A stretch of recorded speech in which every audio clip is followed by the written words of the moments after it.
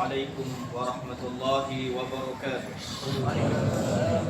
الحمد لله القائل إنا عرضنا الأمانة على السماوات والأرض والجبال فأبين أن يحملنها وأشفقن منها وحملها الإنسان إنه كان ظلوما جهولا. أشهد أن لا إله إلا الله وحده لا شريك له وأشهد أن محمدا عبده ورسوله. اللهم صل وسلم على سيدنا محمد وعلى آله وصحبه أجمعين.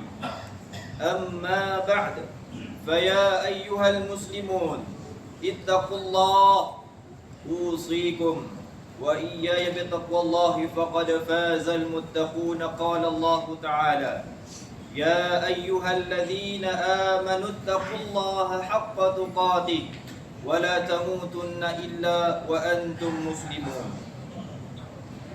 Muslimin yang dirahmati Allah Subhanahu wa taala sekalian, saya menyeru agar kita bersama-sama meningkatkan ketakwaan kita kepada Allah Subhanahu wa taala dengan melaksanakan segala perintahnya dan meninggalkan segala perkara yang dilarangnya. Semoga kita semua diberi kebahagiaan dan kejayaan di dunia dan di akhirat nanti, insya-Allah. Pada hari yang mulia ini, mimbar akan membicarakan khutbah bertajuk Integriti, Teras Keharmonian Negara. Hadirin Jumaat yang dirahmati Allah Subhanahu wa taala, integriti merupakan asas penting dalam kehidupan kita. Kita sering mendengar di pelbagai peringkat menyebut perkataan integriti. Menurut Kamus Dewan Bahasa dan Pustaka, mendefinisikan integriti sebagai kejujuran, ketulusan, kesempurnaan dan keutuhan. Ini bermaksud integriti adalah sifat jati diri yang merangkumi juga keikhlasan, keterbukaan, ketulusan, amanah, benar, berpegang pada prinsip, tidak mudah dipengaruhi, boleh dipercayai, boleh pegang cakapnya dan lain-lain. Integriti merupakan sebahagian daripada nilai-nilai penting dan berperanan besar dalam membina tingkah laku dan saksiah manusia untuk membentuk kesempurnaan dalam diri. Nilai yang baik yakni sifat mahmudah menampilkan norma dan piawaian tingkah laku yang terbaik dalam kehidupan seseorang manusia itu. Nilai integriti bukan sahaja mengubah lanskap dan ekosistem kehidupan dalam kalangan anggota masyarakat, bahkan akan membantu sesebuah negara dalam mencapai matlamat serta kejayaan yang dirangka agar Malaysia dikenali sebagai integritinya, bukan kerana rasuah. Rasulullah SAW merupakan contoh teladan sebagai hamba Allah Subhanahu wa taala yang berintegriti tinggi sehingga dikenali dengan gelaran Al-Amin, yang bererti yang sangat dipercayai. 4 nilai kepribadian dan sifat terpuji Rasulullah SAW yang menjadi teras kepada nilai integriti itu yaitu as-siddiq, amanah, tabligh dan fatanah. Firman Allah Subhanahu wa taala dalam surah Al-Ahzab ayat 21, A'udzu billahi minasyaitonir rajim.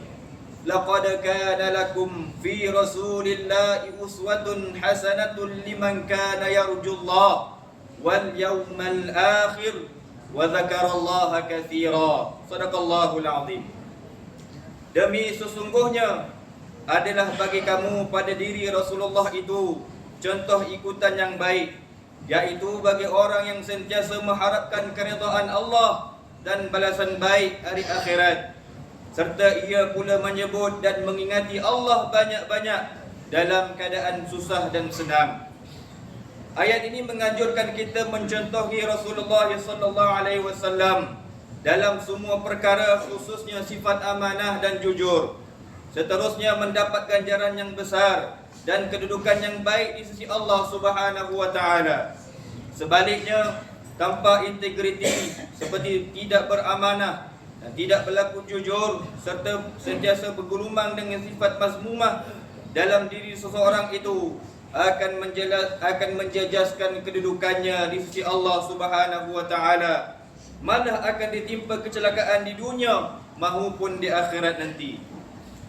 Hadirin Jumaat yang dikasihi Allah Subhanahu wa taala, manfaat atau kelebihan berintegriti bukan sahaja dapat diraih oleh individu muslim itu sendiri, bahkan oleh ahli keluarga, masyarakat dan juga negara. Ini kerana kehidupan akan menjadi lebih harmoni apabila masyarakatnya berintegriti dengan sentiasa bersikap jujur dalam percakapan dan kepercayaan yang diberikan. Peringatan ini sebagaimana dijelaskan dalam sebuah hadis yang diriwayatkan daripada Abdullah bin Mas'ud radhiyallahu anhuma, bahawa Rasulullah sallallahu alaihi wasallam bersabda yang bermaksud, hendaklah kalian selalu berlaku jujur, kerana kejujuran membawa kepada kebaikan, dan kebaikan menghantarkan seseorang ke syurga. Dan apabila seseorang selalu berlaku jujur dan tetap memilih jujur, maka akan dicatat di sisi Allah sebagai orang yang jujur. Dan jauhilah oleh kalian berbuat dusta, kerana dusta membawa seseorang kepada kejahatan, dan kejahatan menghantarkan seseorang ke neraka. Dan jika seseorang sentiasa berdusta dan memilih kedustaan, maka akan dicatat di sisi Allah sebagai pendusta, yakni pembohong. Riwayat Imam Ahmad. Hadirin yang berbahagia, Malaysia adalah sebuah negara yang majmuk.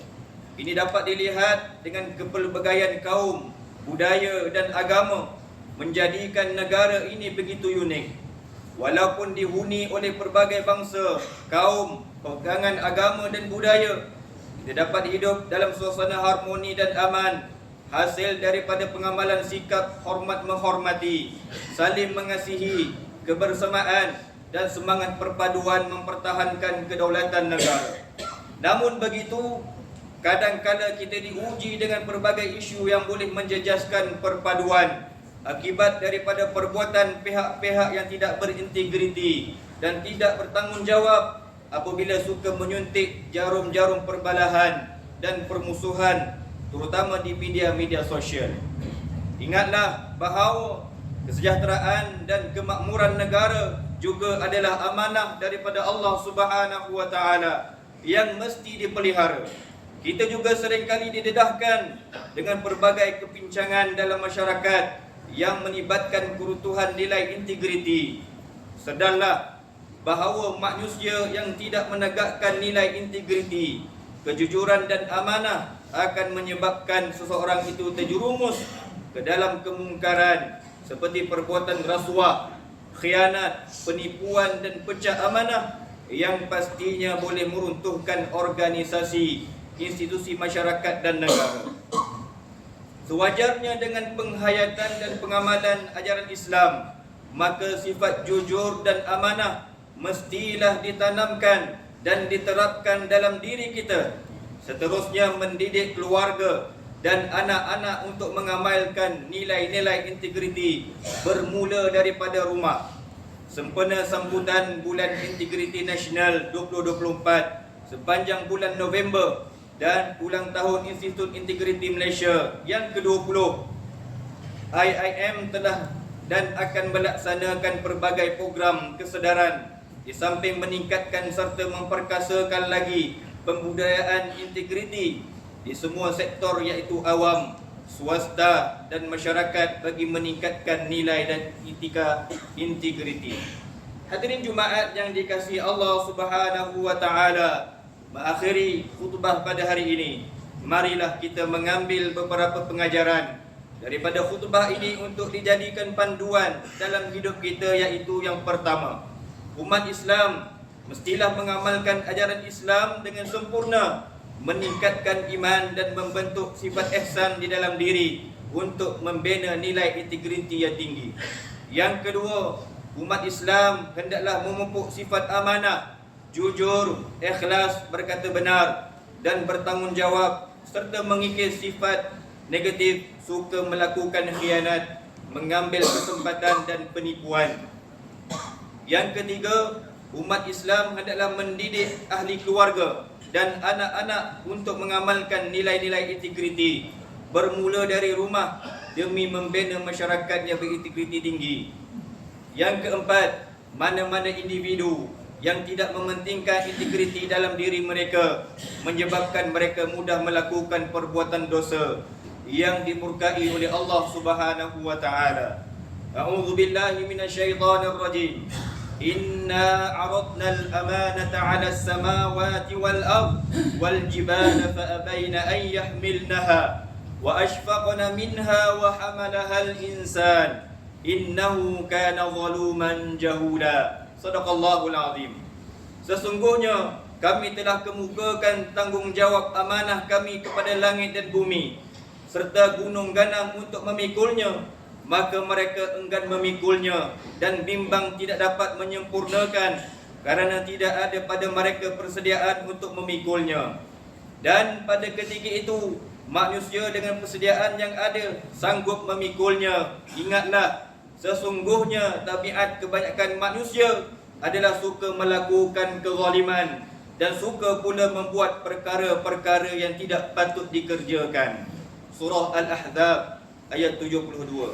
Barakallahu li wa lakum fil Qur'anil azim wa nafa'ani wa iyyakum bima fihi minal ayati wadh-dhikril hakim wa taqabbala minni wa minkum tilawatahu innahu huwas samiul alim.